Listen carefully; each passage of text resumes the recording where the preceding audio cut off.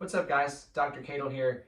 Today I'm going to be doing a video on a really valuable exercise that I talk to a lot of my patients about. It's something that I actually work on with some resistance added to it for myself. The exercise itself is called a bird dog, and it is actually a progression. And that means that there's a very low beginner starting point, and then you can make the exercise more difficult as you become stronger and better at the movement. So today what we're going to do is I'm going to show you the proper way to do a bird dog, and then give you some advice on how you can start implementing it. We're going to work through really the most basic one, and I'll introduce the advanced version, but we're not going to talk a lot about it today. I just want to give you a good starting point to learn what it looks like and some of the mental cues on how to do it. Okay, so let me show you first what the position or the starting position looks like. It's going to look like you're in a tabletop position. So you're going to be on all fours, and you want to have your hands about shoulder width. So looking from the front, your hands are going to be about this wide. And then you can see that my knees are stacked directly under my hips, okay? You definitely don't want to go too narrow with your hands. You don't want to go too wide either. Somewhere either right under your shoulder or just outside is okay. And then like we said, knees and hips stacked on top of each other, okay? And from the side, everything should make about a 90-degree angle with the floor. So your knees don't want to be up under you. You also don't want to be spread out like this, okay? So that's the starting point that you're going to begin. You're going to start from there, and you're going to start each rep and then come back to that position every time and reset. This is not an exercise that you do for speed. It's really important that you do a good rep and then return back to that starting point and reset and then go again, okay? This exercise is not the type of exercise where we're trying to like bulk up or make a muscle group really strong. What we're really trying to do here is get the correct muscle groups to engage with the correct timing to retrain those movement patterns, okay? So the whole idea and the cue that I like to use to explain what you're trying to feel is that when you are in this position and you start to move, one good way that you can imagine what this feels like is if I was in this position and somebody came up and sat a glass of water right here on my low back. Now, if they did that and I didn't want that glass to fall, I've got to keep my low back as still as possible, okay? Now, your initial instinct is going to be that you want to contract your abs really hard, okay? It's something that we're taught to do when we think about stabilizing our core, but it is totally wrong.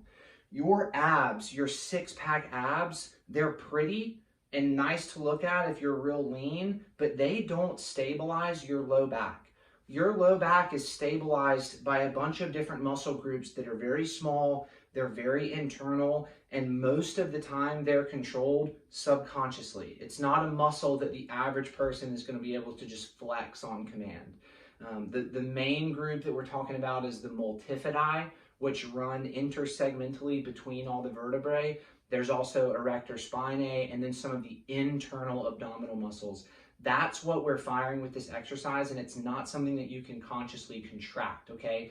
So you actually want your abs to be very loose and relaxed while you're doing this, okay? You should be able to take big yoga-style belly breaths throughout the whole process. If you feel yourself starting to contract your abs, you're doing the exercise wrong, okay? So we're going to start from this point here. My thought as I do this exercise is that I want to keep my low back as still and as tight and firm as possible. Firm is probably a better word than tight. If you think tight, you're going to want to flex. So what I'm going to do is every single rep, I'm going to think about keep my low back really still, balance that glass of water, and don't move, okay? So that's where we start. Now, let me show you what the first initial part of it looks like, the beginner's version of the bird dog, okay? So I'm going to start here, get myself really centered and grounded, really feel the floor underneath me, and then with one leg, I'm going to kick straight back towards the wall and then come back. Everything is slow and controlled. It is not about speed. You can do it really fast and do it wrong, or you can do it slow and do it right, okay? So again, I'll show you one more time. Get real still and grounded. Feel that firmness in your low back. And then you're going to extend that leg straight back and then bring it back to its starting point. Now, that's how to do a perfect rep. What I'm going to show you next is some ways that people will cheat it so that you can see what that looks like, because I want you to get a feel for what a bad rep looks like so that you know when you do one the right way, okay? So the first cheat that you're going to see, and I'll actually show this front on, it's easier to see from this direction, is right before somebody kicks their leg back, and let's say that I'm going to do my left leg, what they'll have a tendency to do is they'll shift their weight to counterbalance kicking that leg back. So that's what that looks like, is right before I go back, you'll see a slight little shift to the side, where they'll kick their butt to the side like that before they start moving. Everything needs to stay perfectly in the center. The other thing that you'll see is that you'll either have somebody that they will tuck their butt under like this, and they're engaging their abs when they do that, which we don't want to do. We want to keep a nice neutral spine. Or during the rep, what you'll see is they'll move a lot as they go back. That's no good. Your arms, the two arms that are on the ground, and that leg, and that center point of your body should remain perfectly still throughout the entire rep. And then the last thing that you're going to see is that people think that they have to get their leg high, and this is what that'll look like. So they'll start really good, everything will be fine, and then they'll go boop like that. And they're trying to kick their leg up, looking like they're peeing on a fire hydrant, which is not the idea. They'll kick their leg up, and then their whole low back will collapse, okay? So that's how you don't want to do it, okay? So I've bombarded you with the wrong way to do it, so let me show it one more time, and we'll try to do as perfect a rep as possible. So we're going to get here, really square, really grounded. Think about that glass of water on your back, and then slowly start, see, I caught myself. I don't know if you saw me wobble. I caught it. That's okay. It's on video. I'm not perfect either. We're going to get really grounded, really centered, start to move, staying really still, really centered, get the leg straight back, and then come to the middle. And that's perfect. So what you're going to do, and this is the way that I teach my patients how to do it. You can do it any way you want. There's no wrong way. My goal with my patients is that I want them to do 10 perfect repetitions with both legs. It doesn't matter to me how many repetitions it takes to accumulate 10. If you get 10 out of 10 perfect the first time, great, you're done. It might take you 15, 20 reps to get to 10 perfect ones, and that's okay. The goal is perfecting that movement pattern. It's not about how many you do, okay? So you can either alternate sides, you can go left, right, you can do 10 on the left, you can do 10 on the right. It doesn't matter to me. But this is something that if you have a really, really painful low back, it may be difficult, and that's okay. You're in a very, very protected position. If the exercise is a little bit uncomfortable and you're confident that you're doing it the right way, that's okay. If the exercise is uncomfortable and you're really unsure if you're doing it the right way, then pause, ask your chiropractor, ask me if you're one of my patients, send me a video, and I'm happy to critique things a little bit. But we want to do it the right way, and if it's done the right way, some rehab exercises are uncomfortable. That's just part of it, and it's okay.